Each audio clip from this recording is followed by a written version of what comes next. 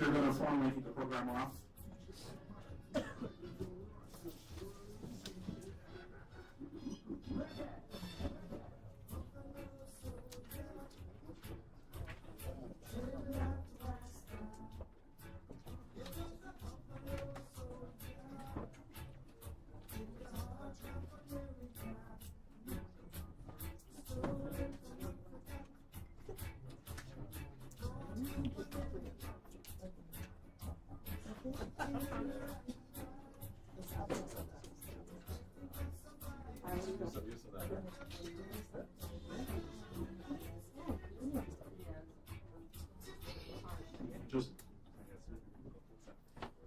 All right. So one more time. Good evening. Good evening. One more time. Good evening. Good evening. All right. My name is Jerry Dawes. I'll be the MC for this event this evening.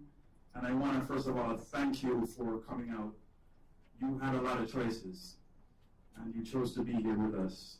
And the organizers of this event, we do not want to disappoint. So we promise we have a really good, interesting program in store for you. And at the end, I'm going to come back and want you to give me feedback, because there's a lot of work that went into putting this program together.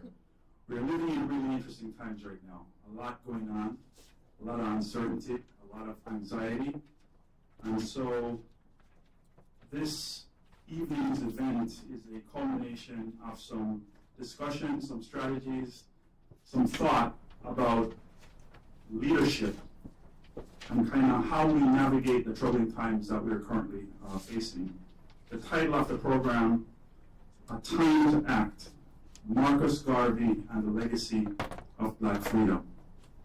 And so to kick the program off formally, you know we're a spiritual people, so I'd like to invite my sister, Margaret Gordon, to come on up and put a blessing on the proceeding. Margaret?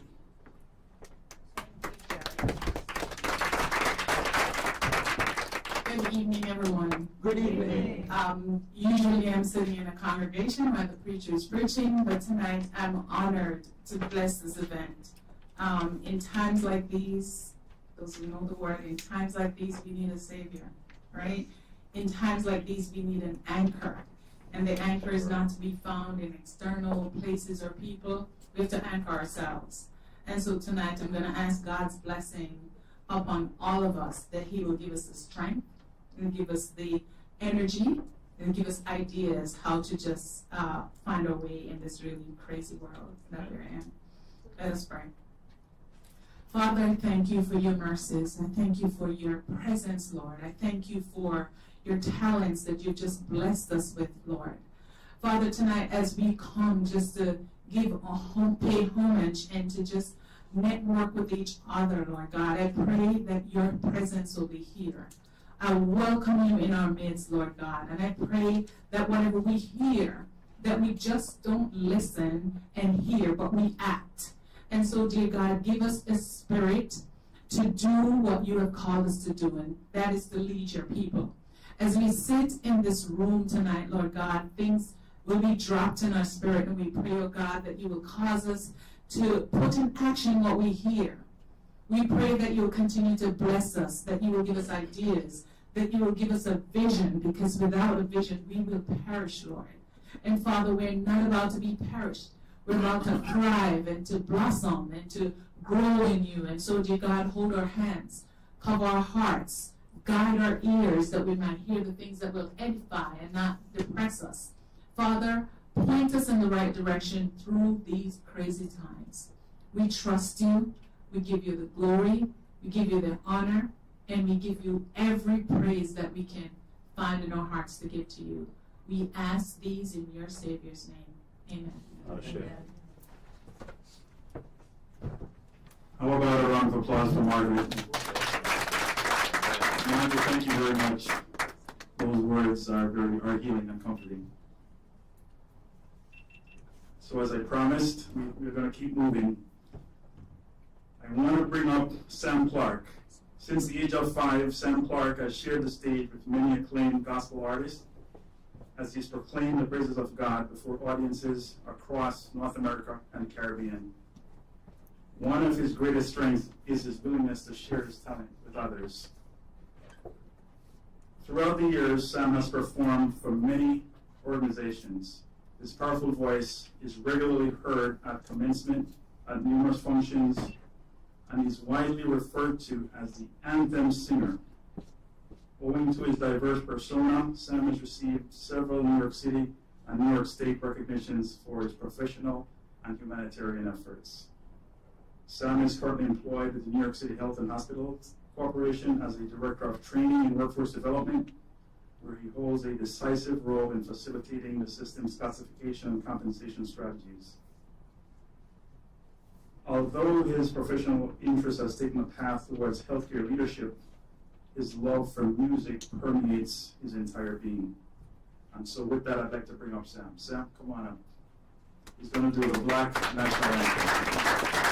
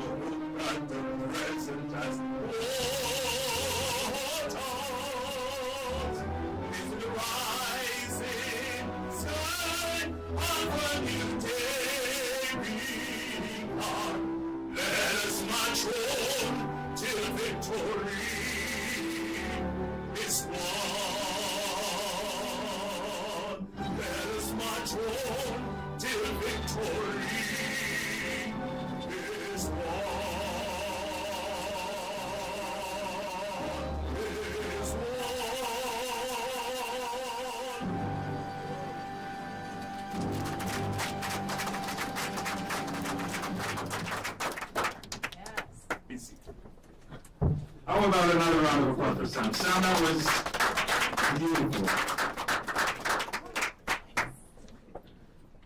So I mentioned the theme, the title of tonight's event is A Time to Act. And Marcus Garvey's presence is with us, and it's all about Marcus Garvey and the legacy of Black freedom. So what we'd like to do at this time is to help put the conversation, to help put this gathering in context. We have two videos that we'd like to play. Some of you may be familiar with what you're seeing, but there may be some new stuff that you learn as you take a look at these short videos. So let's get going.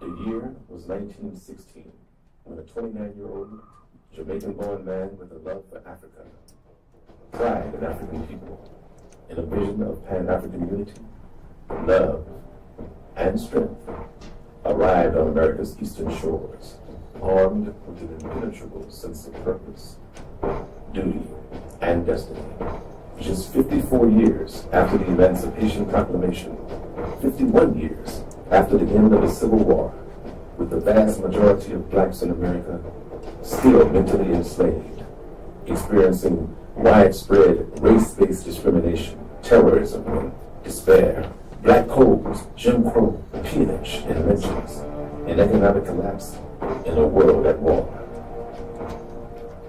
90% of the African continent colonized by 7 European nations, and Africans throughout the diaspora, systemically oppressed, with few signs of better days ahead. In spite of these things and more, less than 1 decade after his arrival to America, he was leading the largest black movement in the history of the world. His name, Marcus Messiah Garvey. His organization, the Universal Negro Improvement Association, which he and his first wife, Amy Ashwood, previously launched in Jamaica in 1914. Though the ideology of Pan-Africanism was slowly taking hold amongst some during this era, it was Marcus Garvey's vision of a strong, self-sufficient, global black nation, along with his scholarship, total commitment, and organizing prowess that was pivotal in taking Pan-Africanism from theory to practice. From May of 1917, when the New York branch of the UNIA was launched, the first branch on American soil, through June of 1923, the accomplishments of the UNIA against all odds and all efforts to stop them grew and grew. These accomplishments include over 4 million members worldwide, even more supporters, over 1,000 branches of the organization throughout 42 countries, the Negro World newspaper, a shipping company, the Black Star Line, the Negro Factories Association, wholesale, retail, and manufacturing businesses, grocery stores, restaurants, laundrettes, a printing press, tailor shop, black doll manufacturing, a trucking company, hotels, farms, a nursing agency, and a paramilitary division.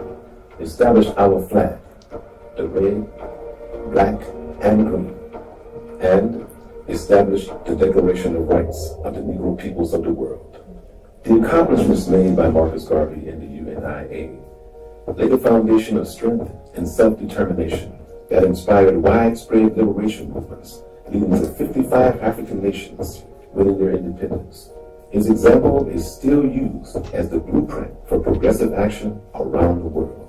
Marcus Garvey, elected to serve as the provisional president of Africa by delegates representing 25 countries, was and is a global symbol of black pride, unity, and self-determination. A symbol that directly or indirectly influenced the trajectory of our greatest heroes and sheroes. From activists such as Malcolm X, Dr. Martin Luther King, Fannie Lou Hamer, Steve Biko, Ida B. Wells, and Kwame Ture, to nation builders such as Haile Selassie I, Kwame Nkrumah, Nelson Mandela, Sekou Toure, Elijah Muhammad, Leonard P. Howell, and Jomo Kenyatta. From communities like Black Wall Street in Tulsa, Oklahoma, to the Harlem Renaissance, from scholars and business leaders, to athletes and entertainers, from the early 1900s to this very day. The list of those inspired by the greatness of the Garvey movement and its legacy of black pride, progress, and knowledge of self is endless. After being wrongfully convicted of mail fraud in 1923 and given a 5-year prison sentence, in 1927, his sentence was commuted and he was deported back to Jamaica, where he and his second wife, Amy Jacques Garvey, were met by the largest and most enthusiastic crowd in Jamaica's history. Marcus Garvey transferred UNIA headquarters back to Jamaica, ran a daily newspaper called The Black Man, started the first political party, the People's Political Party, and successfully got 3 members of that party elected to the Kingston City Council. This visionary leader, considered one of the 3 pillars of Pan-Africanism and a prophet of the Rastafarian faith, died of a stroke on June 10, 1940.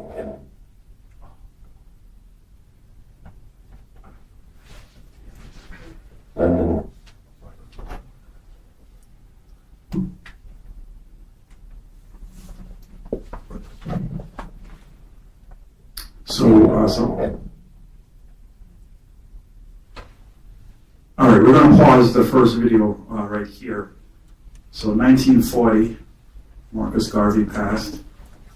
January 20th, 2025, this year, you may have all heard, or should have heard, that President Biden, on his, pretty much on his way out of the White House, formally pardoned Marcus Garvey. And we have a video from his son, Dr. Julius Garvey, that we'd like to play for you to hear. Hers, go ahead. You can say a few He was words. survived by his loving wife, Amy Or if you could, a brilliant revolutionary, if we could pause it for a quick and moment. his two sons, Marcus Garvey Jr. and Julius Garvey, both endowed with the father's business and revolutionary spirit. From statues, Yeah, if you could just pause it for a moment, and Horace. schoolmakers, to books, lectures, and the pouring of libations, We have to watch this Garvey video. That's what's playing. Jamaica's first national hero, and continues to be It's a Garvey video. throughout the world. Though physically no longer with us, the spirit of Marcus Garvey is still felt. His contributions still remembered in his name. All right, thank you. So since the passing of, if you could just restart, hold the second video for a quick moment. Horace, yeah, so since his passing in 1940, there, as you should have seen in the video, he was wrongfully convicted. And we all know, there's been a lot of work that has gone in over the years trying to exonerate him. And since that time, his son, we're going to play another video coming up from his son, Dr. Julius Garvey. Both myself and Horace are working with the board of one of the sponsoring organizations for tonight's event, the Caribbean American Society of New York.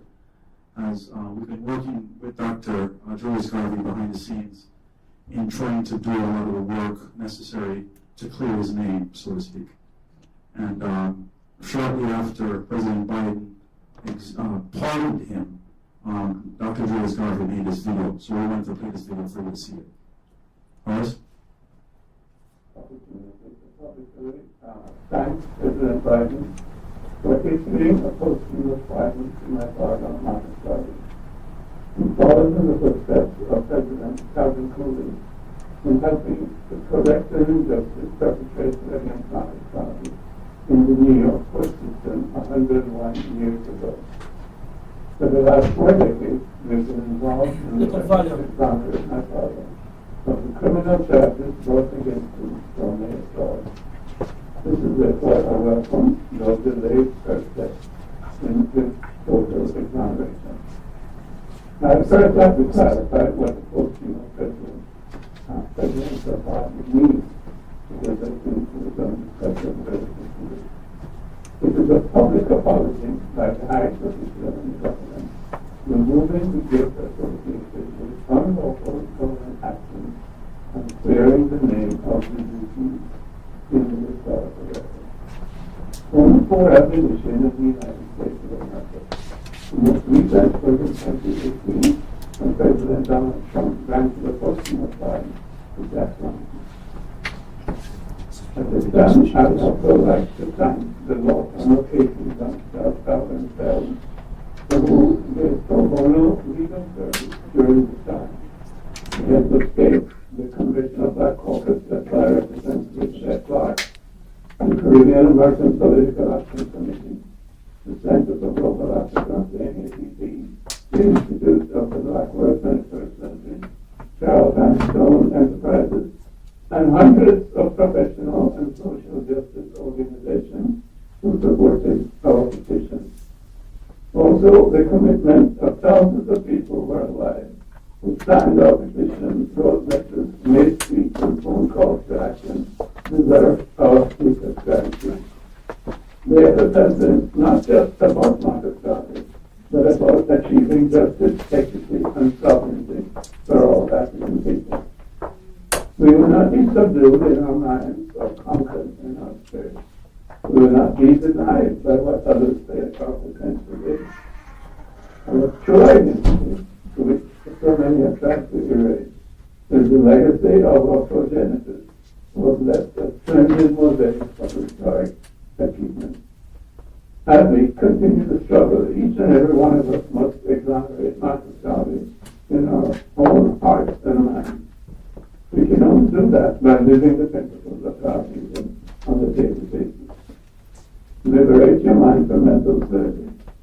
Honor your ancestors who were the progenitors of the earliest and greatest civilizations, whose history, traditions, and culture should be known to you. By studying the past, you can perceive the nature of the self. Know thyself, and through this, transform yourself. Practice unity in the community, the diaspora, and with the motherland. Collective work and responsibility.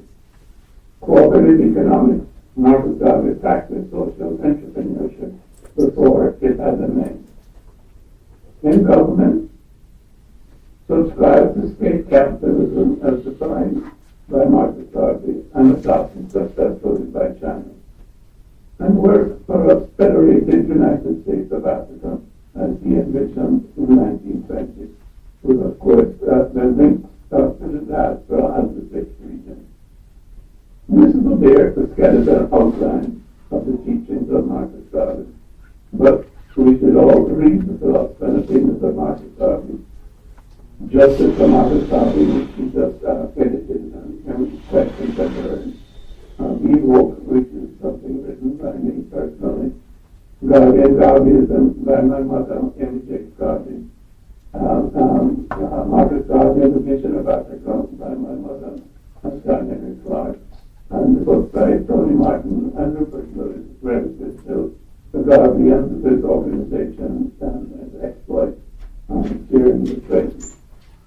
Only with clarity, dedication, effort, and perseverance can we achieve our goals. Only with truth can we have justice, and only with justice can we have repair and healing. In the federal penitentiary in Atlanta, Georgia, in 1925, Marcus Garvey said, "If I die in Atlanta, look for me in the world where the Lord is gone. And with God's blessing, I will bring millions of your ancestors who died in Africa and the plantations of the Caribbean islands and in the Americas to aid you in the fight for liberty, justice, and democracy." Well, the world is there, and the storm is coming. Let us unite and create a better world. Thank you for your support. One God, one aim, one destiny. All right, thank you. Look for me in the whirlwind. So with that, I'd like to bring up Dr. Ken Bramble to say a few words on one of our sponsoring organizations, Medgar Evers Caribbean Research Center. Dr. Bramble, come on up.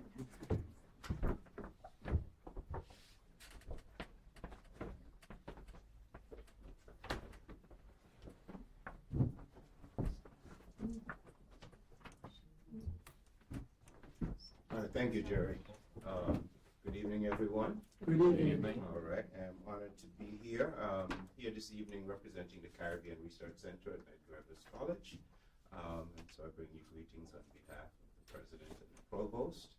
I'm here in a somewhat strange capacity because I have temporarily stepped down as the director of the center, but I thought it was important enough that I come out and make a few remarks this evening as we both celebrate the events of January 20th in terms of the pardoning of Marcus Garvey, and as we think about the contemporary times that we find ourselves in, where we have to sort of go back and rethink or readdress some of the philosophies and thinkings of Garveyism in general.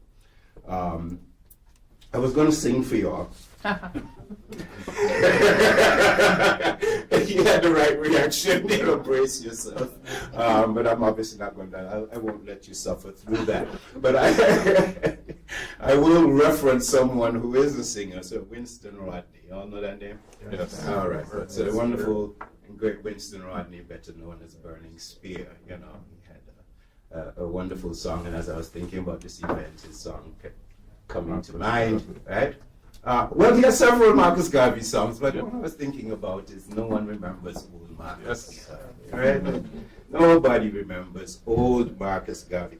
And I think one of the reasons it came to mind is, you know, we're obviously living in some tumultuous times.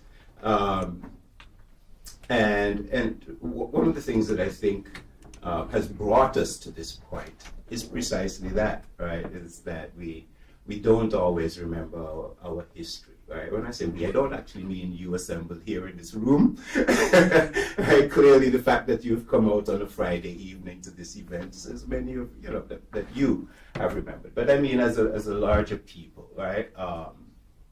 That sometimes it's easy for us to forget where we've come from, to forget the struggle, and to get caught up in what I like to call tokenism, right? That we think that because we've made a few advances, because we are no longer under the whip, we don't have the boot in our throats, right? That we think we've overcome, right? We've made some economic gains, we've made some other social gains, and so on, and all of a sudden we're all relaxed. I'm sorry, I was about to get into speech mode and then I remembered short comments. But let me say this, and I'll, you know, maybe we'll have a discussion later, and I'll. Yeah, we're going to leave time for some Q&A and discussion. So I'll make it quick. I'm going to get straight to the point. I'm going to read you a quick quote from good old Marcus. He said, "I regard the Klan, the Anglo-Saxon clubs, and white American societies, as far as the Negro is concerned, as better friends of the race than all other groups of hypocritical whites put together." That sounds hard, doesn't it? Yeah. And Jerry, it's funny, I think you were heading down that line as you said it, but I won't put it on you. I'm on record saying all of this. You know, while we celebrate the pardoning of Marcus Garvey, right? We have to remember the circumstances under which it came, and we have to ask ourselves, why did it take those circumstances, right, for it to happen? And we need to learn to recognize tokenism for what it is. Mm-hmm. So why did it take until your very last day in office for you to stand up and recognize the injustice that has been done to Marcus Garvey, and by extension has been done to all people of African ancestry? Why did it take the coming of this moment where white nationalism has come full circle and come back for what it feels like it has lost, where we are again entering the times and the days of open racism, open discrimination? Why did it take us coming to that for those who claim to be our allies to stand up for one of our champions? And in thinking about that, we have to be reminded again of the principles, and I'm going to let the real, experts on Garveyism speak to that. But we've been brought back to Garveyism. We can't count on the allies to stand up for us and to fight for us. The struggle is on us. The struggle has never left us. No matter all the trimmings and all the advances, if you want to call them, that we've made, let us not be complacent. And I'm going to leave it there. As I said, I won't give a whole lecture, but I got one more quote. Can I? Sure. All right, man, you're the man, bro. What would I do without you, Jerry? If the enemy could only know that Marcus Garvey is but a John the Baptist in the wilderness, that a greater and more dangerous Marcus Garvey, with whom you will have to reckon for the injustice of the present generation, will come. I want you to think about that, because that's where we are. Mm-hmm. See, Marcus isn't here anymore. So now we need that new Marcus to rise from amongst our numbers for this new struggle that is really not a new struggle. All right, y'all have a good evening. This is going to be a great event.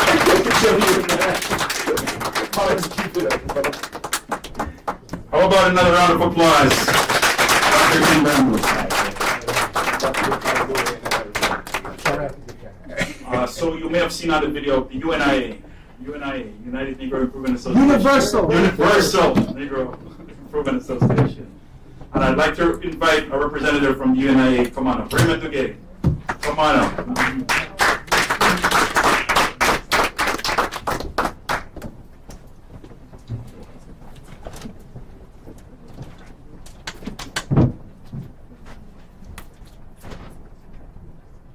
Greetings, Africans! Greetings. I need to show, you gotta show me more love. Greetings, Africans! Greetings! Okay, that's better. My name is Raymond Duguay, and I'm at your service. All I've ever wanted to do my adult life is to serve this beautiful black and noble race.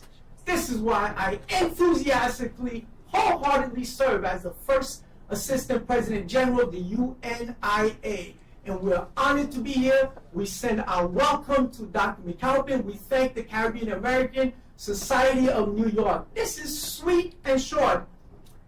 In my hand, I've got 3 gifts. They're all for Dr. McAlpin. This is our UNIA calendar. This is our Garvey's voice. And this is our handmade from Africa. This cloth that connects all of us together. No matter where you're from, no matter what culture, no matter what language you speak, the red is for the blood that must be shed for our salvation. The black for the race, the most beautiful race, and the green for the land, Africa. And why I didn't bring all of this for you, I only brought it for him, I'll tell you why. Well, he's a keynote speaker, that's why. But the other reason is, we sell this at the Rock. What is the Rock? We call it the FACA Rock, the Federation of African Caribbean American Restaurant Owners Corporation. It is our 15,000 square foot warehouse of all the dry goods, fish, meats, produce, vegetables, waters, spices, and drinks you can imagine. We built our own very first supermarket. Please applaud for that. And where did we get the money from? Did we go beg? Did we dance? Did we sing? Did we do a nonprofit? No. We plagiarized the most honorable Marcus Garvey. The way he built the Black Star Line Steamship Corporation and the Negro Factories Corporation, we did the same thing. He realized after visiting the 38 states of the United States of America, he realized that black people, no matter what they tell you, we're the richest set of Africans on the planet. We're not, it's not even close. And in fact, the richest set of Africans in the Americans in the United States lives right here in Southeast Queens. But do we own our own financial institutions? No. Do we own our own hospitals? No. Do we own our own schools? No. Do we own our own supermarkets? Now we do. Now we do. Now we do. So without further ado, let me say this. And how did we build it? We started a corporation, the FACA, Federation of African Caribbean American Restaurant Owners Corporation. We charged the same $5 that Mr. Garvey charged in 1919 and 1920. And get this, black people were only making between 25 and 40 cents a day. If you choose the 40 cents, the maximum times 5 days per week, that's $2. Where did black people find $5 to buy those shares? It's called sacrifice. When you believe in the greater good, where some man comes along and gives you a backbone. No longer are you satisfied to be a peon and a slave. He didn't take us to Africa. Mr. Garvey did better. He brought Africa to us. We knew you were African. He knew your stars. Anyway, my name is Please accept this. Raymond Duguay, thank you very much. A round of applause for Raymond.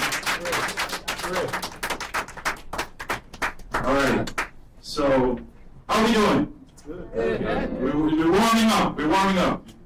All right. So now, a musical rendition from my brother, Leroy Graham Jr. Come on up.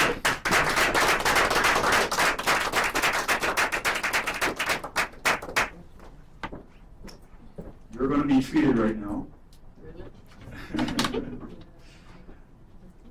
And so, what we have on the agenda is a musical treat, and then I'm going to introduce our keynote, and then I'm going to leave some time at the end for some engagement, because it's been kind of one way thus far, but I do want to hear from you as well. So, my brother, Mr. Leroy Graham Jr. Come on up.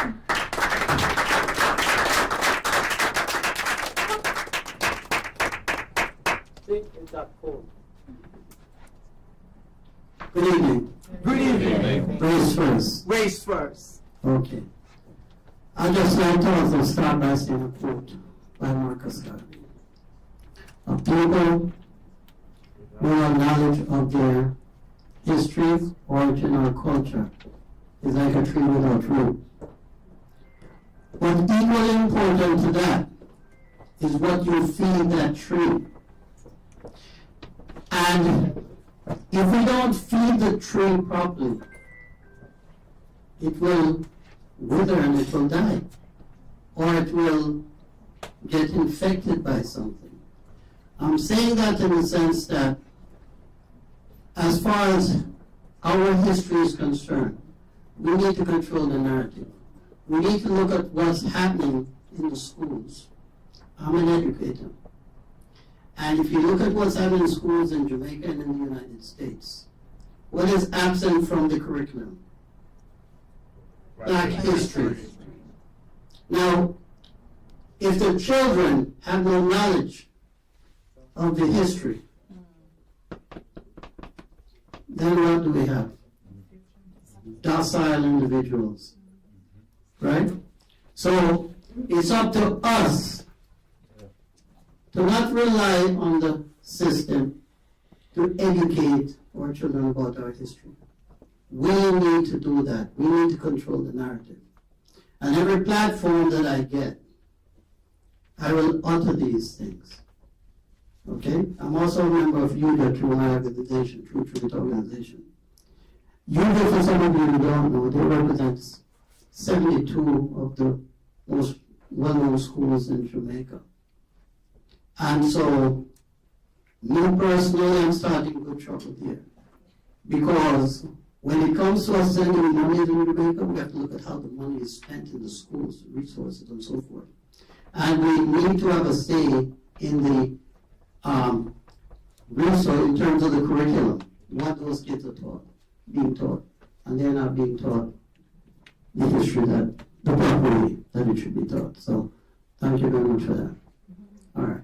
So I'm going to do one good, right. But these things are very temperamental. It's cool, right? I'm going to do a song called Coming Home. I was going to try another one, but the instrument is cold. So we'll see what happens. I'll try the Afro.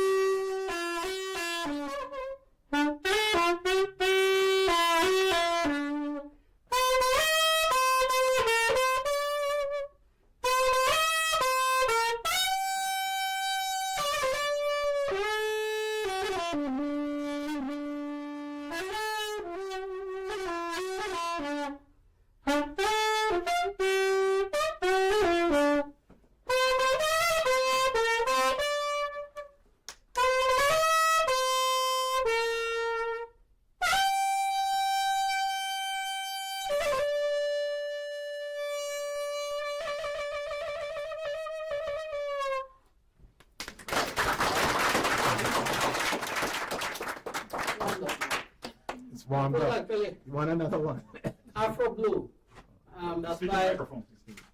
Afro Blue, Mambo Santa Maria, from Cuba, which is where my father was born, Santiago de Cuba. Grandmother Panamanian, father Cuban, mother Jamaican. I'm Jamaican. Alright? Good mix. I'm doing one more song for you. Scar, come home.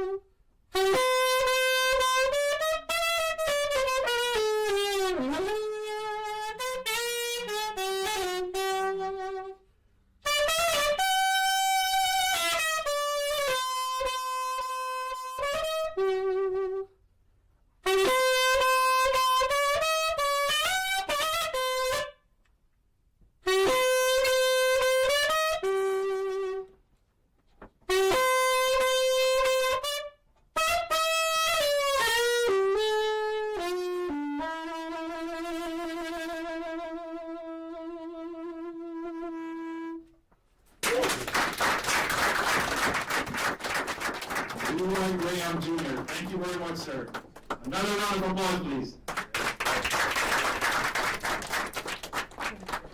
So I mentioned that we were getting warm. Now we're about to take it to another level. Professor Jermaine McAlpin is an associate professor of Africana Studies. He has taught for the last 25 years at Brown University, the University of the West Indies, and New Jersey City University. He has taught and researched on African philosophy, transitional justice, reparations, and truth commissions. He is a Pan-Africanist and is frequently invited speaker on reparations, genocides, and justice. He's lectured on Capitol Hill across the United States and Canada, Armenia, South Africa, Ghana, Burundi, and across the Caribbean. Without further delay, please help me in bringing up our keynote speaker, Professor Jermaine McAlpin.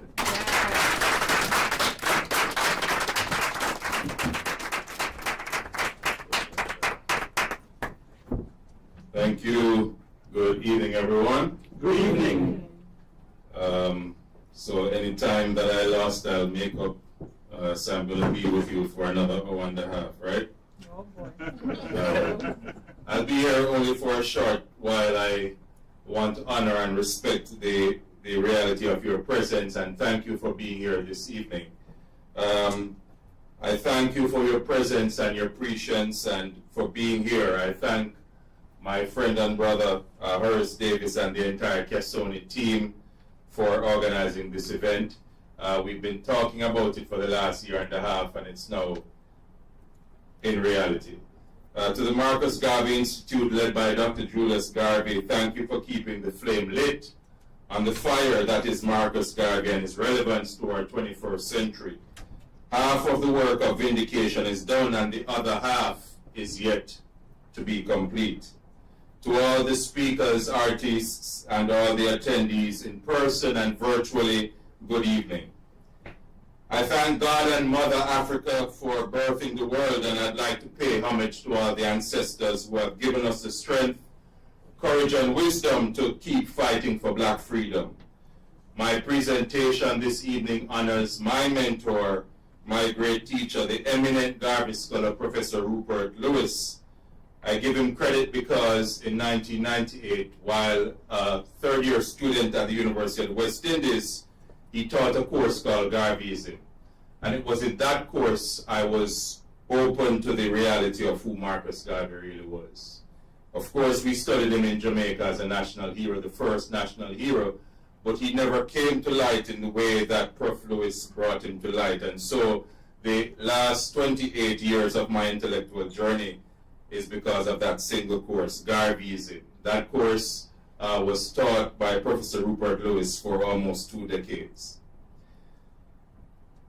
This evening, I want to talk about Black freedom and the relevance of Marcus Garvey to Black freedom, and to focus on the word action, because Garvey was a man of action. But I want to start with the times in which we are living, and so we are aware that they are not as strange as we think they are, because they've happened before. And so every time we've celebrated the progress of Black freedom, there comes another reversion to Black oppression. So we know the pattern, so it's not unfamiliar to us. But I'm going to say something very unpopular, and let me go ahead and say it. As a race, we have had some of our most foremost progress under conditions where we weren't free. And so adversity has brought excellence out of us. I'm not saying that blacks need enslavement to thrive. The record speaks to the great founding of our civilizations, right? Nubia, founded in 4800 BC, and Egypt, united by Menes in 3001 BC. I'm saying that the progress we have made on this side of the world has happened under the shadow of exploitation and oppression. And so the crisis today in America, what I call democratic tyranny. We can thrive if we go back to the principles of the Mayafa. The Mayafa is the Middle Passage and the great trauma of the Middle Passage. If we survive the plantations and the prisons and the projects, then we can act on Black freedom. The Black Freedom Project must never die. When they go low, we go underground. We will lay and forge a path for freedom. You see, I'm a political scientist by training. And so I studied Plato's Republic because you must study the things that undergird their civilization. Don't leave studying these philosophers just the white folks. Study so you can know the playbook. This is what Plato said about democracy and its relationship to tyranny. And then you'll understand the time in which we live. And spoiler alert, for Plato, democracy was the 4th best form of government. And just below it, tyranny. He who hath an ear to hear, let him hear. This is what Plato said in the Republic. Tyranny, by its very nature, arises from democracy. And the worst form of tyranny and servitude proceeds from the highest and most extreme liberty. Sila. According to Plato, the ideal form of government is not democracy, but a philosophical aristocracy, where a small group of people govern the many. You see, democracy does not always mean good things. America has voted itself into oppression. But unlike other instances where the elected leader changes after the election, this leader told us exactly what to expect. But we don't read, so we could not have read the signs. A very big sign was that 922-page document called Project 2025. I started reading it last November, and 2/3 of the executive orders are from the first 50 pages of that document. You see, before emancipation and civil rights, before DEI, we had to struggle for freedom. Don't be daunted by the contractions or the removal of programs. They didn't give us freedom, and so they can't repossess it. Marcus Garvey was born at the end of the 19th century, and he envisioned a world where the black skin would not be a source of shame, but one of distinction and greatness. But Garvey's vision was an ancestral vision, echoing the freedom movements of Africans at home and abroad who longed for freedom, because those who birthed humanity and civilization understood freedom. They created freedom. Garvey's founding of the UNIA was not just the founding of an organization, it was the establishment of a blueprint for black freedom. And here's what Garvey taught us. We cannot be free without our own resources, without our own countries, without our own educational institutions, without our own financial institutions. Freedom is not just an ability, it is the expansion of sovereignty, the right to rule, to quote Mark Murray, to rule one's destiny. You see, to determine the path one wants to take as an individual and as a collective. So every time the flag with the colors black, green, and red are hoisted, we celebrate Garvey and his vision. So I want to talk to you, that was just my introduction. I want to talk to you today about Garvey's legacy of black freedom. And I want to focus on the 3 dimensions of Garvey's understanding of freedom. Freedom of being, freedom of action, and freedom of thought. Freedom of being. This is what Garvey says. If you want liberty, you yourselves must strike the blow. If you must be free, you must become so through your own effort, through your own initiative. And so Garvey's advocacy for self-liberation should point to us the reality that no one is coming to free us. All those that are here to free us we are they. Freedom must come from within our own ranks. No one is coming to save us. You see, all the people that have saved us have ended up enslaving us because they have not come from among us.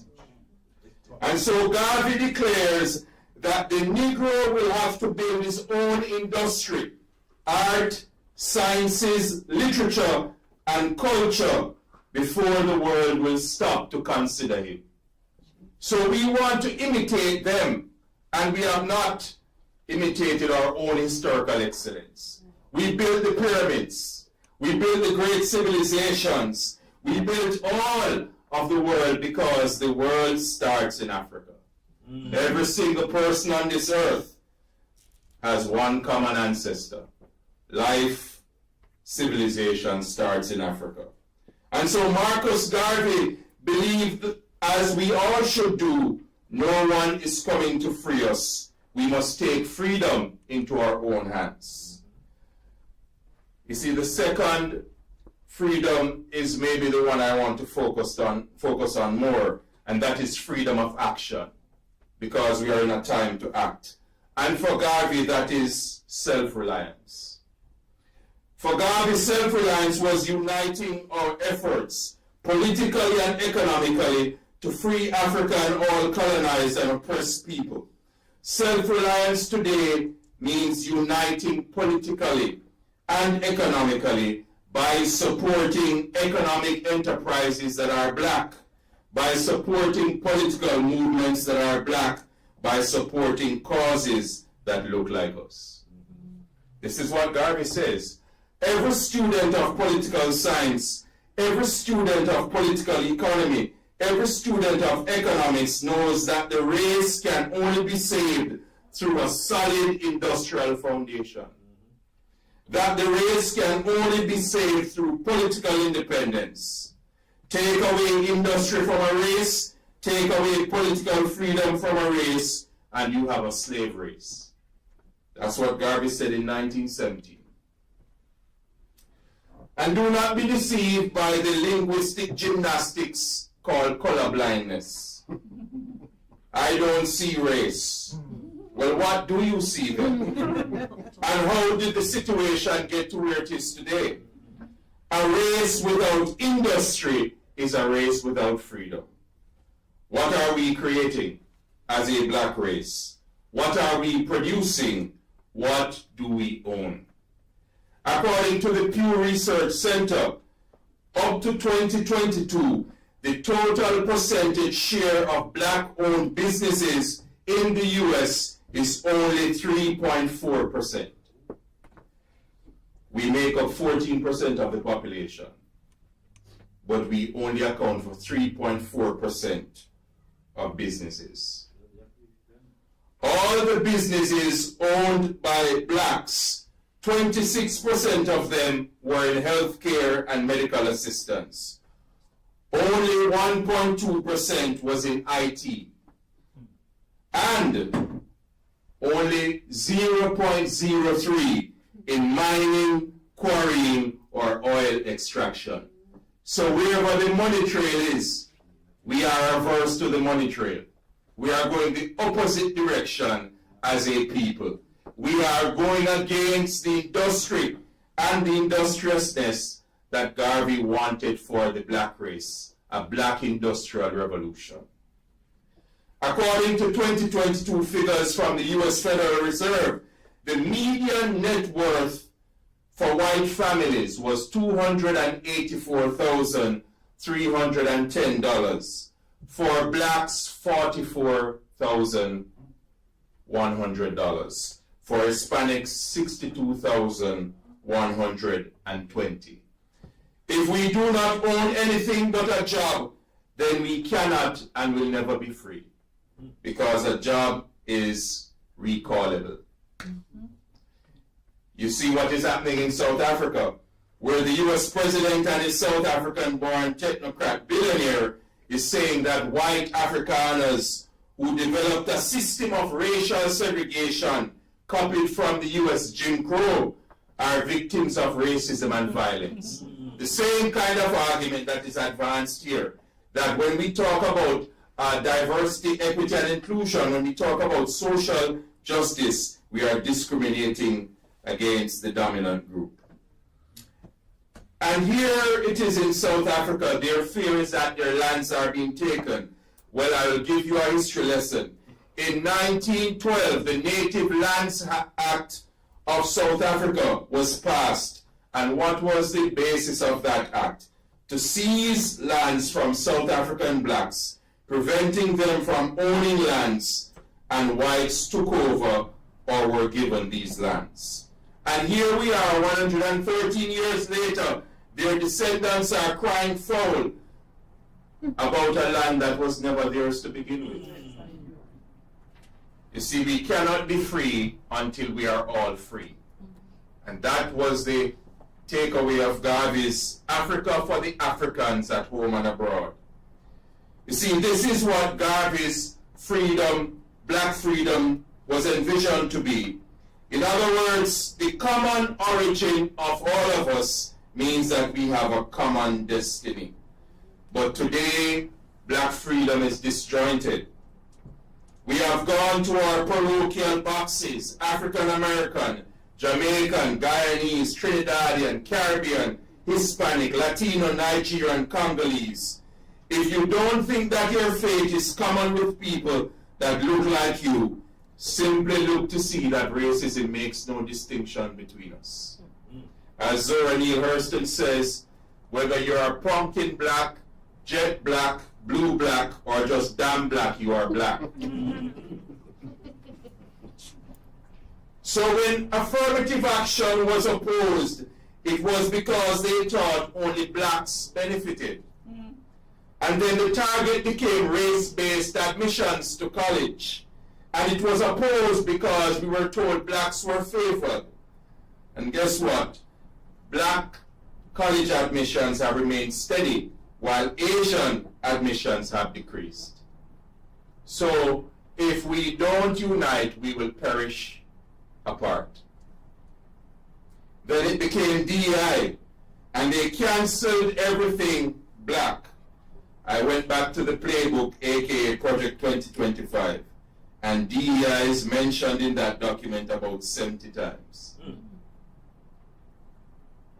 But it's really a code word for black.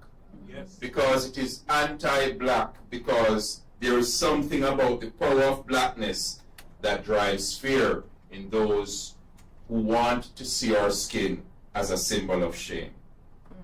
You see, none of those policies have been opposed other than they assumed blacks would get an advantage. After all, how could they and why should any policy benefit blacks who have suffered enslavement, segregation, oppression, redlining, railroading for over 400 years? Why would you give them any advantage?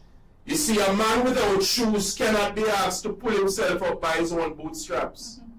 We have been shoesless for so long, we have not understood the reality of collective security for surety, aka Bob Marley. Because in this rat race, each rat for himself. You see, this is the America where the white dominant population has inherited the proceeds of historically ill-gotten wealth and benefits multiplied across generations. And so blacks have, in effect, transferred intergenerational poverty rather than intergenerational wealth because we don't own anything. And that is why Garvey, even 100 plus years after the founding of the UNIA, is still relevant today. Some judged Garvey and said, well, these economic enterprises failed, and if they did, does that mean that they were not valuable? By founding a newspaper, a shipping line, bakery, millinery, and thousands of other businesses, it demonstrated that we cannot wait for others to feed us. We must feed ourselves. And that freedom is always connected to ownership. So if you own nothing, you are not ultimately free. And that is the principal legacy of Garvey's economic self-reliance. If you do not own anything, you cannot be free. And that is why slavery was so total an institution, because those planters thought they owned another set of people. And here we are, 160 years since emancipation, and we are still not free. You see, as we would say in Jamaica, everywhere you turn, Makajuki. Right? Freedom is more than political emancipation. Political emancipation simply means the legal end to a system of slavery. Political independence means that you have an Independence Day, a flag, and an anthem. But black freedom means that no one else is in sovereign control of your people, of your mind, and of your resources. That is the freedom we have not yet achieved. Garvey says, action is the food and drink of the doer. Or like my friend Nadine Sutherland, along with Terra Fabulous, says, action, not a bag of mouth. Hey. You see, this is the time for us to understand our collective freedom. And I want to close with the third dimension of Garvey's black freedom, and that is freedom of thought. This is what Garvey says: we are going to emancipate ourselves from mental slavery, for though others may free the body, none but ourselves can free our mind. You see, black freedom cannot happen without freedom of thought. No one is coming to free your minds. What are you mentally consuming? What are you feeding your mind and intellect? You see, social media by itself is not the enemy. We can use it to our advantage. But using it to reproduce and traffic in ignorance will not free us. You see, the dominant culture is not going to educate you about your blackness. The Ewamina proverb, and the Ewamina people are from what is today Southeast Togo, Benin, and Ghana. Maybe my favorite quote of all time from the continent, and it says, until the lion gets his own storyteller, the story of the hunt will always glorify the hunter. So if the lion is not telling his own story, then who is telling the lion's story? The hunter. And the hunter will always come from the hunter's perspective. Garvey taught us a people without knowledge of their past history. How many of us knew that Egypt, the great civilization, was built by people from a country called Kemet or Kamut, which means land of the coal blacks? So it's not the image that Hollywood shows you of what Egyptians look like. How many know that the earliest civilization was birthed on the banks of the White Nile by Nubia, 4800 BC? So if we don't know our past history, we cannot understand that we have done it before and we can do it again. And so history must be used in the service of black freedom. We cannot expect our former enslavers and oppressors to teach us about our glorious history. They are banning our books and eliminating our curriculum. But if you are dependent only on the educational system by the dominant group to teach you about yourselves, you will perpetuate what Runoko Rashidi says. The greatest crime ever committed against our black children is to teach them that their history begins with slavery. Ever wonder how and why we have to jump through hoops to learn of our black intellectuals and philosophers? Yet we are easily and readily schooled in Plato and Aristotle and Western philosophy. And yet, Plato and Aristotle, through their teacher Socrates, learned philosophy from Egypt. And so Pythagoras' theorem is not that earth-shattering, excepting you realize that he learned it from the mystics in Egypt. And so if we don't know ourselves, we cannot understand the power within us. You see, Garvey says it best. We must canonize our own saints, create our own martyrs, and elevate to positions of fame and honor black men and women who have made their distinct contributions to our racial history. We have to make them powerful and relevant and meaningful. Dr. Martin Luther King Jr., in a letter from a Birmingham jail, captures the importance of self-liberation, the same kind that Garvey declared 5 decades earlier. He says, we know through painful experience that freedom is never voluntarily given by the oppressor. It must be demanded by the oppressed. You see, we must have freedom of thought if we are going to have black freedom. To use the phrase of the eminent Barbadian and Caribbean luminary George Lamming, we must have sovereignty of the imagination. For Laming, sovereignty lies with the subject, freed from his subjection to an oppressing other, free to regain his own agent of being, free to not be limited by someone else's future. Freedom is when we can declare unswervingly that we are black. Laming continues, a name is an infinite source of control. That's why no slaves left Africa. 9 million Africans left Africa that were enslaved. They were never slaves. They were made into slaves. They were people who were enslaved. And so if we don't change our language, we continue to traffic in the lies of the oppressor. So no slaves left Africa. Africans left Africa. And so I want to close with these two quotes, and in keeping with my 25 minutes that I planned. The race, this is Garvey again, the race needs workers at this time, not plagiarists. See, this man was prophetic. Yes. Not plagiarists, not sophists, and mere imitators, but men and women who are able to create, to originate and improve, and thus make an independent racial contribution to the world and civilization. We have too many plagiarists among us.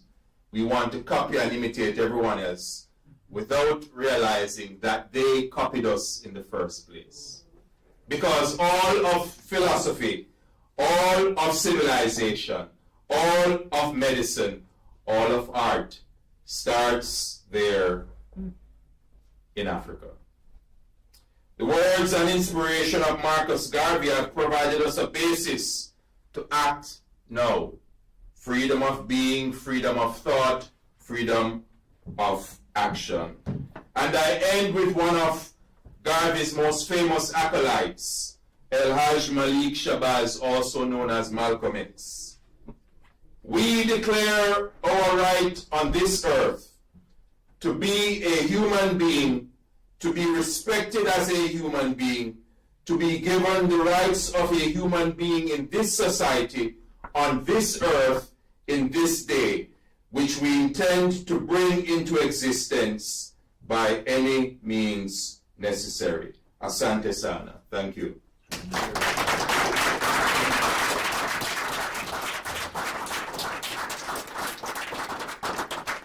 I know we can do better than that.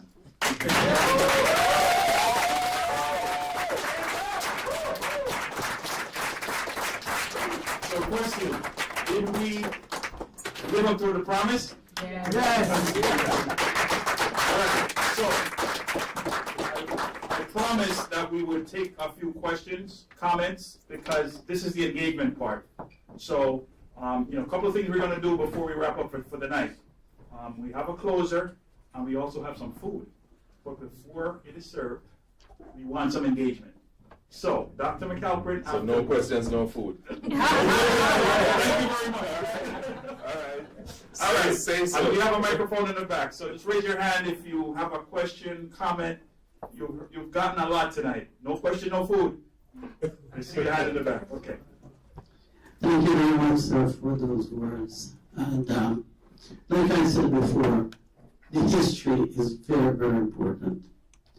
And what is going on in the schools is that they are eliminating that.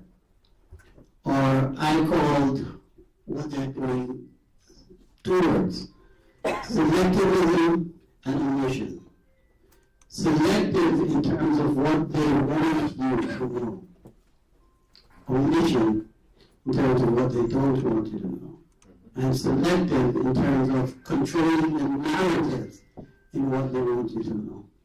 So we need to really open up our eyes as to what's going on out there when our kids go to those children go to those schools. That, as I said, I'm an educator, I'm an educator, so I know what is happening there. And if your parents here who have children in those schools, take some interest in finding out what the curriculum consists of. If there is Black history being taught, what is being taught, how is it being taught? And unless we do that,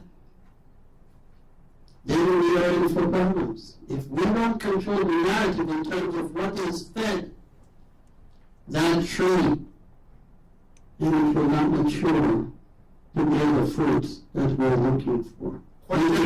Question for Dr. McAlpin? Yes, I just wanted to kind of respond to what he was saying on how important the message is and how important it is for us to tell our own history and not let someone else control the narrative of our history. Thank you very much for that, sir. You're welcome. So I'll give maybe a message of hope in relation to the curriculum. There is a Black Studies curriculum. It is being piloted through many of our schools here in New York City, right? New York City Public School, and I know it. I don't know if I should reveal it, but I reviewed 2 of the volumes of text that will be used in the Black Studies curriculum. And it is very representative if properly taught, because it includes less well-known Black persons who have struggled for and advocated for freedom, not just in the US, but across the world. So there are people of Martinican, Dominican, Jamaican, Trinidadian, Guyanese, Grenadian, Congolese. There are many figures, historical figures. So the text is actually called Hidden Voices. And it talks about so many of these persons. So there is some hope. But here's the thing. While the formal educational systems will have something to teach us about ourselves, it becomes our sovereign responsibility to learn about ourselves. And so we have to go back to community-based education. But we have disconnected and detached from this idea of community where we're learning together. Because we think because we have houses and cars and stuff, we have made it without understanding that we have to think of collective survival. So the curriculum is there, but I would challenge us to even go beyond the curriculum. Learn something about ourselves. And I'm not talking 1619. I'm not talking in February to talk about great inventors. That's good. But we need transformative education about ourselves, right? That's the basis for social change. That is what Walter Rodney advocated for, that it's not just to talk about the glorious time of Africa, it is to use that as a basis to transform our present. And we have to do that through education. Thank you. So there is some hope. Any other questions, comments? Right over here. Yes. I just want to ask, give thanks for the wealth of education that you just shared with us. How much did it cost us? Was it free? No. We didn't pay a price to come in here today, did we? And do you think that we're going to take this to the streets or the schools or to our communities? The cost of you bringing it to us here, I don't know. But the cost of us receiving it, I don't know. And I thank you very much for sharing with us. Thank you very much, sir. I appreciate it. There's a question right here. Yeah, good evening. Black Wall Street in Tulsa, what kind of rent Marcus got from that, if any? Sorry, what? I didn't hear the Black Wall Street Yeah. in Tulsa, Mm-hmm. what kind of ideas or vibes did Marcus get from that, if any? So by the time the Black Wall Street was leveled, those 36 blocks were leveled in Tulsa, Oklahoma. Garvey had already begun the UNIA, and there were a few branches in that part of the U.S. I don't know of any direct link, but I think it is important to also use those models of self-sufficiency, right? That we created communities. One of the communities destroyed in the LA fires is one of those kinds of historical Black communities where Blacks had been self-sustained in California, because many people don't remember that California had sundown towns, but this was a black enclave, Altadena, where blacks had lived for decades. Right? Post the Chinese Exclusion Act, many blacks journeyed to that part of California. So there are many of those enclaves. There is Rosewood. In other words, we have to educate ourselves that if we did it already, but they won't. The dominant powers that be won't allow us to become resourceful and self-sufficient, so we must expect some kind of resistance. But we've done it already, and I think we can do it again. There's a question right here on the side. So you make a valid point as far as you make a valid point as far as the black community needing to own in order to really establish ourselves in self-sufficiency. As we can see in New York, there's a lot of gentrification going on. And yes, part of it is displacement, deed stealing, changing of land rights and so forth. But also, a lot of our owners selling their homes.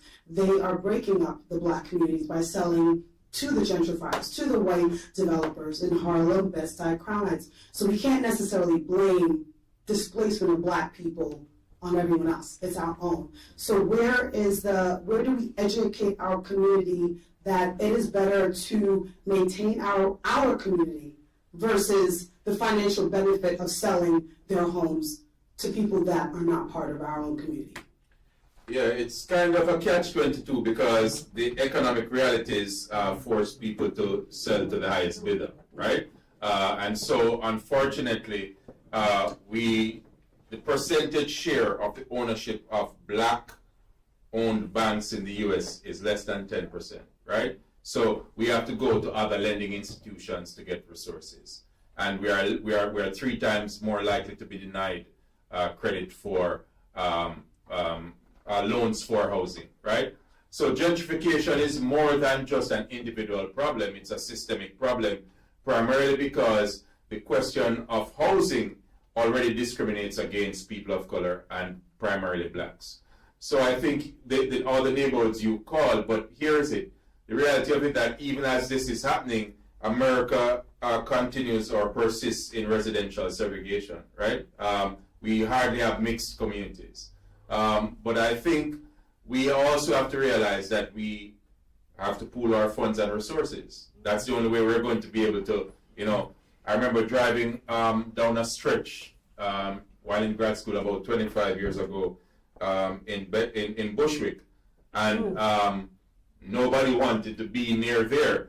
And I drove down that same street last year, and I was shocked, right? Because if we don't take care of urban blight, right? Go to Baltimore, you'll see rows and rows of houses and streets. And I guarantee you that they will soon become occupied. So if we don't pool our resources, like you said, we have no one else to blame.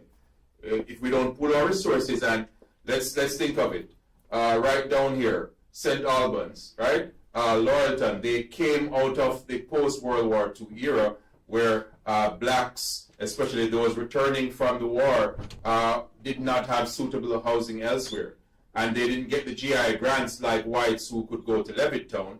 And that's why these communities have persisted as being black. But if we don't do something about securing them as enclaves for our people, they will also disappear. So you're right, it comes down to collective responsibility. But we have become individualistic, we have become atomistic, we have become focused on individual success and life chances. And so we have actually imitated white exceptionalism, and it's now black exceptionalism. So if you have one black millionaire, then we've all made it. If you have one black president, then we've come up from slavery. We have preoccupied ourselves with this exceptionalism when that's not true, right? We don't own, we don't produce, we have to generate and create, and we have to do that collectively. Any others? Yes. I'd like to thank you for your presentation, which was beautiful, but the philosophy of the Honorable Marcus Garvey has been preached for over 100 years, right? And we're tough. Right, and it seems as though what he was doing then, he had made more progress then than we are making today. Because they were more unified as a people, and they were going through a struggle that literally we're not really going through the struggles that they were going through because we have more opportunity that's here for us. Correct? So there has to be something that is missing from us as a people that cannot move forward like they did then. Right? And it can't be just the God concept. Right? Because people were God-fearing still today. Right? But of who's God? Where is the spiritual part of this movement going?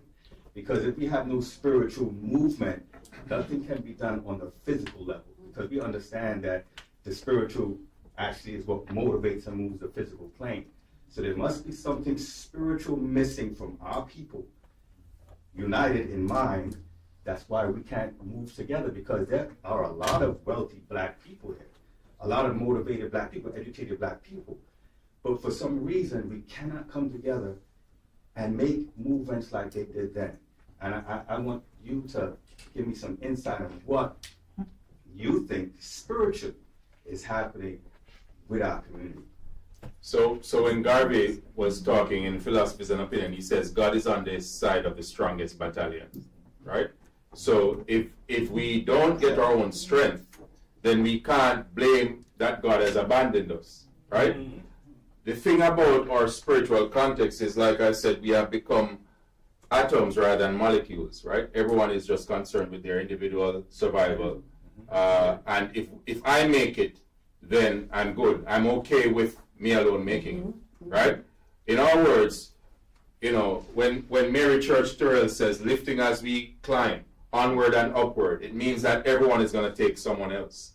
So we live in neighborhoods, but we no longer are anchored in community, right? Two different things. We have neighborhoods, but we don't have community, because the essence of community is that Zulu concept, Ubuntu. I am because we are. That is what is missing from us spiritually as a people, that we have become individualistic. We've actually believed the gospel of individual success, right? That if I make it, then it's good. Right? So we can point to, oh, there is one of this. There's one black billionaire. There's one of this, right? There's a black president. So we're checking boxes, but our people aren't progressing. And part of that is because we have lost that sense of Ubuntu, which is a spiritual concept, that people are people through other people. That's what Ubuntu literally means. So there's no me without you, right? That's how the Manhattans put it, right? So we've lost that spiritual center. And so, as I said at the beginning, the unpopular concept is that so much of our progress on this side of the world has been made under adversity. We have become under much ease, which is, this is my, I'm not asking you to believe, but this is my spiritual perspective. The times we are going through is like when the children of Israel had to go through Babylonian captivity. They prospered through Babylonian captivity. So if we really hunker down collectively during this time of democratic tyranny, we can do much better than we did previously. Thank you so much. There's a question here. I was really into it. I took as much notes as I can, and I want to watch this again, because growing up in Jamaica, I was never taught anything positive about Marcus Garvey. I don't know if anybody remembers that. It was always, he steals from us, he took money from our families and went to get a Black Star Line and never came back. Wow. And for years, that has been the story. It was not until I came to America, believe it or not, that I learned and I read and I understood, and you've just like confirmed a lot of things that I was thinking about. How can we come together as a people? What is missing now that they had then? And I'm even more concerned about, I have 2 grandchildren, and I try to kind of indoctrinate them about how black is beautiful and all of that, but there's so many external forces that would make them believe that that's just grandma's idea about how good black is. So my question is there any, not watered down version of what you just presented, but is there any way that we can have maybe like a forum for younger people to understand, to get a better understanding of who we are as a people. We're doing our parts as individuals, but places like these and forums like these that will educate and inform younger people. No, I appreciate that because Dr. Garvey and many others have been advocating for, including my professor, my mentor, Professor Rupert Lewis, for Garveyism not just to be taught that Garvey was the first national hero, but to revisit his ideas, right? Revisit his notions of self-reliance. We are not making any claim to the idea that Garvey was perfect. One doesn't have to be perfect. But I think in many ways what we also don't understand is that there was colorism at the turn of the 20th century here in the US. And some of his biggest and most ardent critics were black people. Because racism, the very essence of racism is to divide. And so you use color as one division, you use language, you use origin, you use religion as the ways to divide us as a people. Eight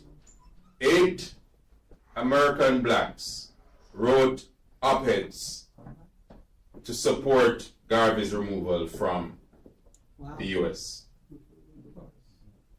Du Bois is the one we always call, but A. Philip Randolph as well. Right? Pioneer of black labor, and the theme of Black History Month is African Americans and labor. So we have to understand that in many ways, the enemy comes from within. Right? Because racism doesn't want to see us united. And so anything that will divide, right? The agent that infiltrated was a black man, right? The first black FBI agent that we proclaim on one end, but on the other end, he brought down the first global Pan-African organization, right? So part of it, to go back to your question, the question of education is, again, sure we can organize these forums, right? Because I think it's important for us to give these lessons to the next generation as a way to convert this idea of self-reliance and self-sufficiency, right? Teaching them the concepts and principles, right? Because if you teach them the concepts and the principles, later on they can get the philosophy, right? Teach them the concepts of self-sufficiency and self-reliance, right? Of pride in race and pride in oneself, that to talk about black is beautiful is not supremacist. It is what gives us our confidence that we can navigate the world that continues to down-press us about the skin color that we have. So I think we can organize those fora. Question right here. Just before we this question is so important. And, I don't yet.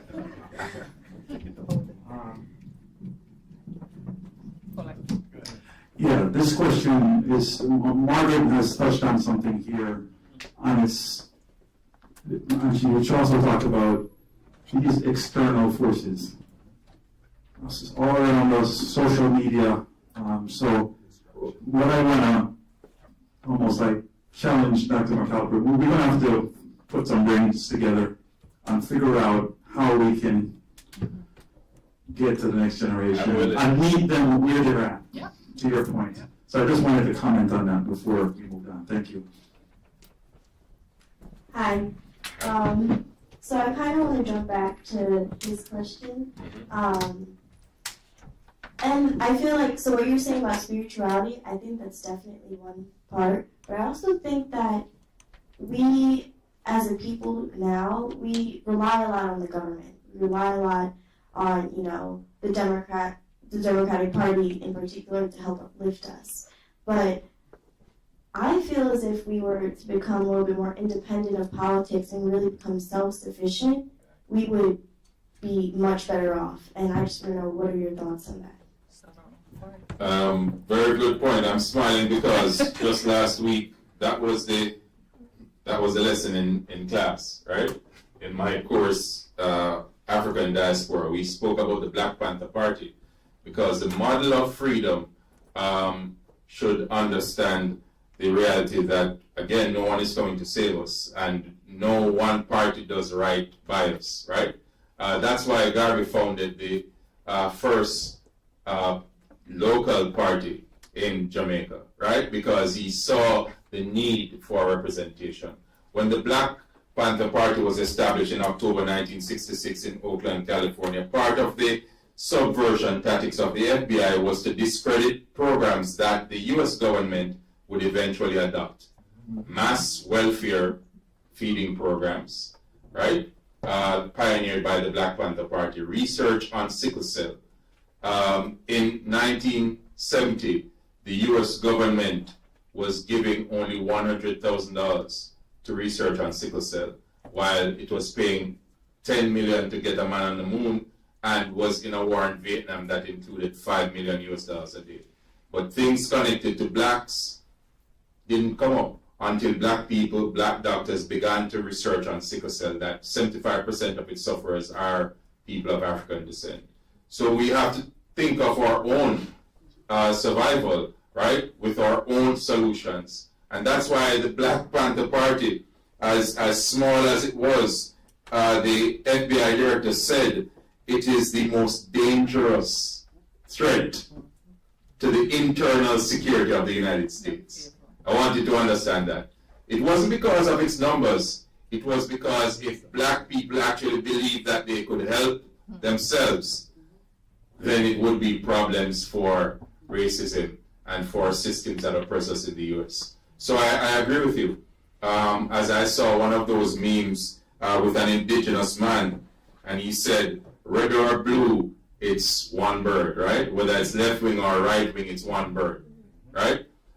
None of the parties have always done right by us, right? Historically, sure, the Republican Party, and I don't talk about them freeing. Lincoln didn't free anyone. He was forced into signing that document. And one of the compromise, as a historical aside, was that the planters in D.C. would receive reparations, 300 years for each enslaved person they had to free. So don't just think this magical idea that Lincoln freed the slaves. He didn't free anyone. And I'll end there. Sorry, we're going to take one more, then we want to close. Right there. Okay. Let me get Use my cafeteria voice. Yeah. Thank you, Dr. McAlpin. I know that the Black curriculum is currently being piloted in a few schools in the city. I'm just wondering if there are any potential threats to its complete implementation, and if so, what is being done about that to make sure that it's totally implemented? We're living in a time of great uncertainty in terms of the fickleness of those who are in power. So there's no guarantee. But I think given how funding goes for many of the programs in the New York City Department of Education, I am a little more confident that it won't be a stop altogether. But here's my challenge, that we are teaching primarily black and brown children in New York City. We have to find creative ways to introduce these concepts to them. And sure, if the Black Studies curriculum is stymied, is withdrawn, is being stopped, then we have to find some other way to teach people about themselves, to teach our children. I think part of the challenge is that it is incumbent on every black and brown educator to realize that they have a mission more than just simply holding children in classroom for a few hours until it's time to go home. Right? Education must be transformative. That's why I'm here today, because my professor at the University of the West Indies thought it important for us to understand Garvey beyond just being then on our money, right? He was on the $10 bill, I think. Rather than just being on money, he became a living, breathing part of who we are. That black pride can't be understood without black freedom. And so we have to teach our children in ways that the educational system may not want us to teach them, but the only way that they can be better than we have been is that they know knowledge of self, right? Because Garvey said, if you don't have confidence, you're twice defeated in the race of life. And confidence comes from knowing who you are, right? If we start the curriculum, I have a daughter, she's now 17, but when she was younger, I remember I challenged a teacher in her elementary school because the teacher gave an assignment to talk about Columbus discovering. And so I said to her that when he came here, he saw indigenous peoples and Africans, and the book is They Came Before Columbus by Ivan van Sertima, declaring that Africans existed here long before pre-Columbian times. And I said to her, here's my business card. If the teacher has an issue, she can feel free to contact me.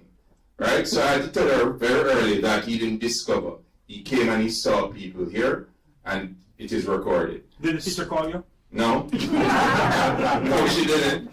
But the point is, we have to be courageous enough to challenge it. Another time, a teacher said they should write on the founding fathers, and her assignment was Washington and Jefferson.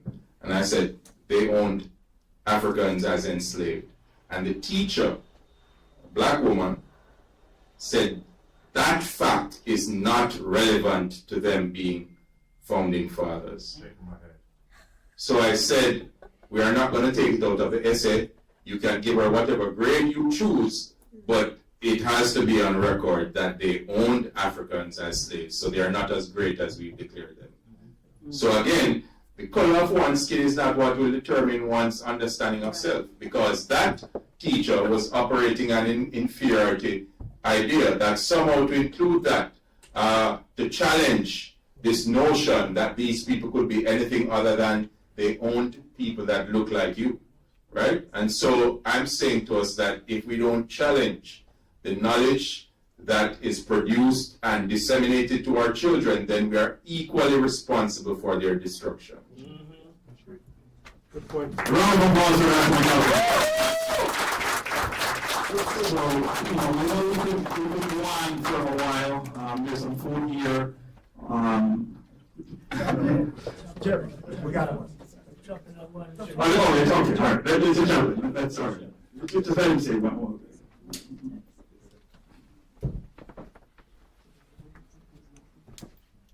Just want to say this and send greetings to everyone that is present. It's glad to have you saying what you're saying right now to us as a people, kind of about color, because we have the knowledge for a long time. But you know what? We have a respect for each other again. And we need that spiritual entity, because we cannot share that spiritual consciousness so that we can do the right thing that is supposed to be done. And that is the problem between us. So until we get it together, because right now, because share something, I'll show you how serious this is. I have a neighbor, and because he lives in the area, I'm saying to him, say, let's pray together. Because there's a problem here. You have something and I have something. But if we work together, it will grow for the community, for the children. But he's creating a separation and envy and greed. And we can't deal with that. You know what happened? Somebody rushed him. And he said, rush him cry out. Who was there? Stand up there. I said to him, you see what I was showing to you. Here is the enemy come. But we are not ready to say, I am sorry, excuse me. All of them think they're gone out the door. You understand me? So, it's a blessing to have you saying that. And we would like to work with you to go forward. Because I have a radio program and I like to invite you. Because for the sake of the children, book says, suffer the little children to come unto me and forbid them not, for such is the kingdom of heaven. This is no place that we have a chance around here. The only way we have a chance in this, we put that unity together. There's no respect for us. To God be the glory, great things he has done. Thank you very much. All right. Thank you, Dr. McAlpin. Another round of applause, please.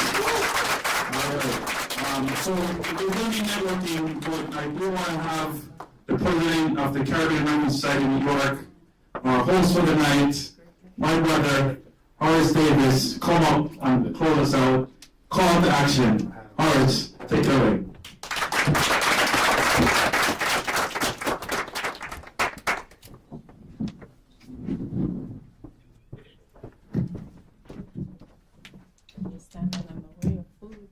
Oh, boy. Jerry and I talked about the agenda. And I gotta tell you, recognizing that I was gonna be speaking after, I told him. So it's as if I should just come up here and say really what he said. You know, let's just go with that. But I heard so much about the need for us to come together. And I didn't plan this. I thought about utilizing it. But many years ago, I wrote a little poem. And I think it's very appropriate right now for me to share that and then say a little bit about the Caribbean American Society of New York and how I think it's relevant and it ties into today. So this poem is called Almighty People. Almighty people, together we must come. With strength and fraternal love, rise. Rise from the bludgeonings of darkness. Wipe out the dark evils of oppression with an obsession for equality and the fair treatment of all peoples. Give your tears, sweat, and if you must, give your blood. For too long, we have suffered the indignities of mental cruelty. Our minds, bodies, and souls have been taxed to the benefit of our oppressors. We have evolved into a conglomerate of confusion, lacking the strength of unity and identity. Darkies, niggers, colored, black, African, African American, what next? Realize this. It matters not what we are called or labeled. What is important is a consciousness on the global suffering which have been imposed on the inhabitants and descendants of the motherland. With a history richer than the diamond mines of South Africa, we have been excluded from the history books.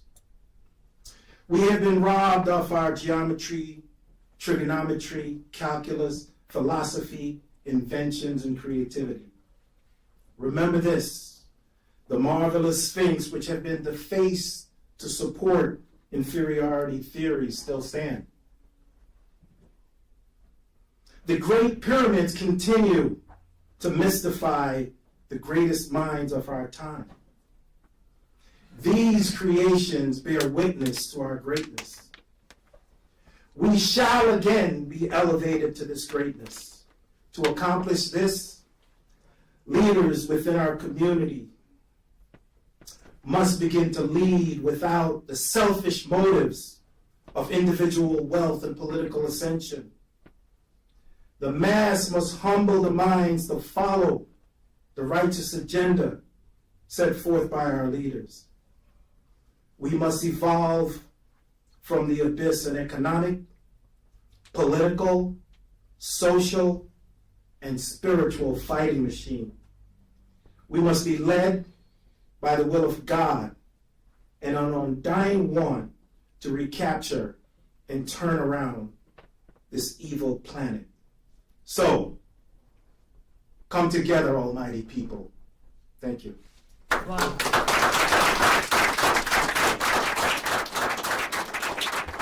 As I said, coming up after Dr. McAlpin is late. So let me take some time to talk a little bit about the Caribbean American Society of New York, our mission, and the pillars on which we stand. First, our mission is to build and cultivate a stronger sense of pride within the Caribbean community. There are 4 pillars of this organization. The first is business. Support businesses that support our community. And as we've heard, for those businesses that don't exist, if there's a need in the community, let's create them. And let's support the needs of the community. Whether it's in training, business is an important aspect of what we have to do as a people and what this organization is about. Our second pillar is education, with a special emphasis on STEM, science, technology, engineering, and mathematics. We absolutely want and need our children to be educated, but we want that education to be aligned with the careers of the future. And as you know, I think in this room, STEM education, STEM careers coming out of college, they are the best paying, they are the security of our community. Third is networking. And to me, to this organization, networking is really about the sharing of resources and bringing together. You heard some of these sponsors that we have. We're working very closely with Dr. Garvey and the Marcus Garvey Institute for Human Development. This is an effort by the son of the Honorable, and something that I am so proud to be a part of. But beyond that, we're working with the Institute of Caribbean Studies. We have CRC.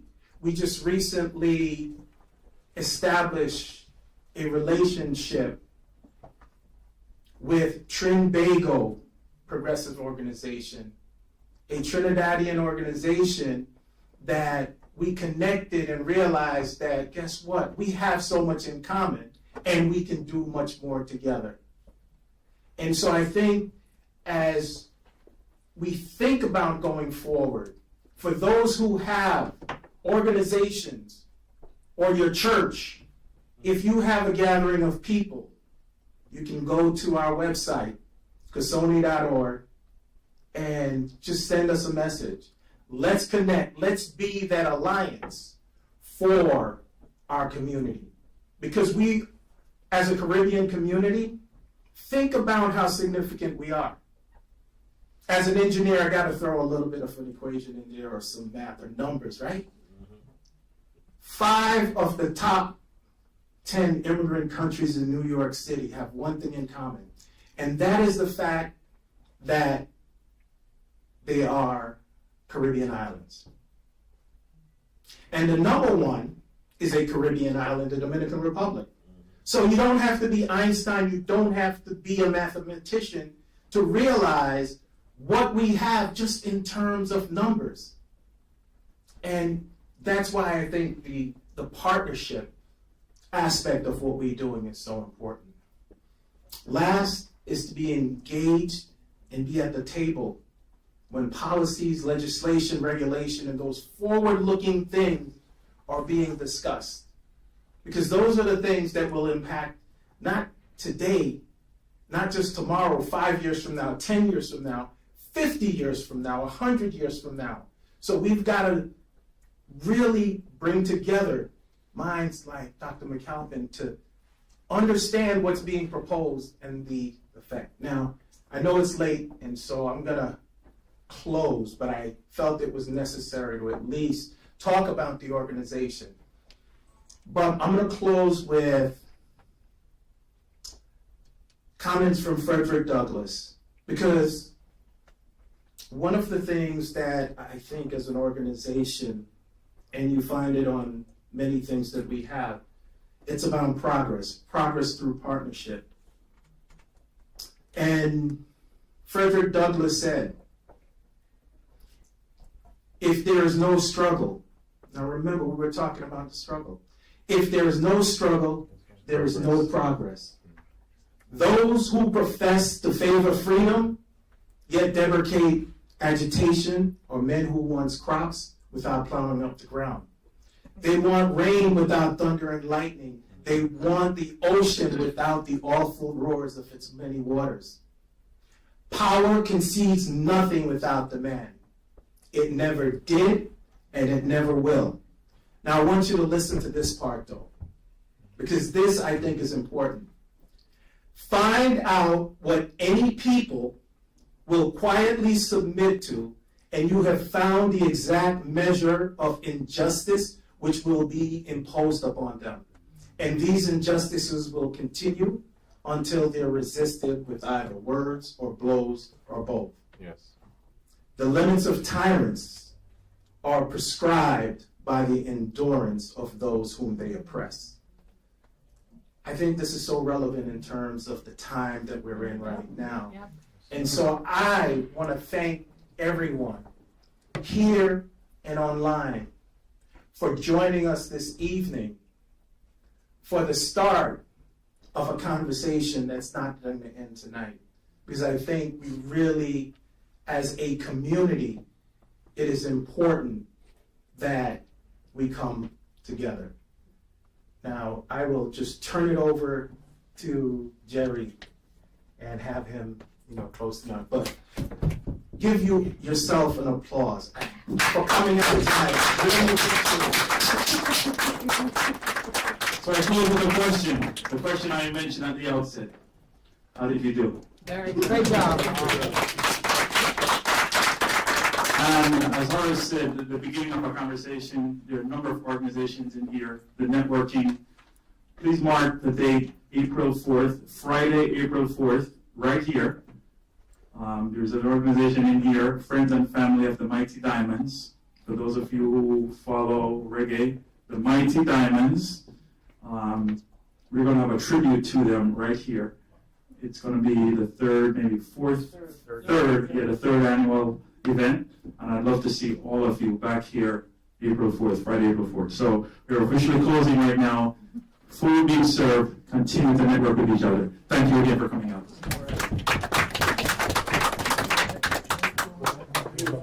Everything is I'm working on a documentary on Revelation. Okay. Sorry. How did we do a session? No, I'm at NJC.